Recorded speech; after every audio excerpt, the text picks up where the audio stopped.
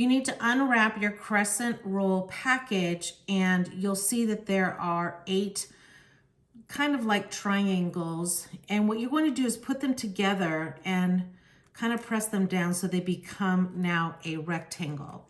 And then using a pizza cutter or a knife, you're going to make long strips, just like that. And then what you're going to do is take a piece, or actually you can just set them aside for just a moment. And we're going to make a nice large candy cane. And actually you can make all kinds of different designs if it's not the holiday time. But now that you have this dough, so what I'm going to do is I'm going to roll this up like that. And then what I'm going to do is cut that now in half. And now I've got a little tiny mini things. So we're gonna put them all together and make a candy cane.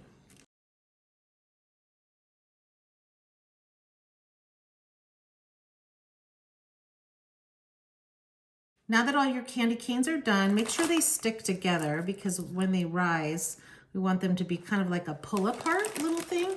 So I'm just going to dump out some of my M&Ms and I'm just going to decorate them using M&Ms. And I'm turning the M over so you don't see it. I think I'm just gonna use the green and the red.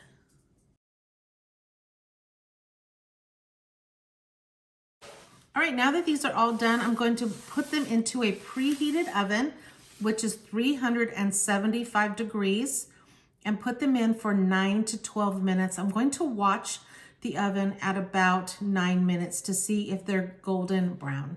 Let's go.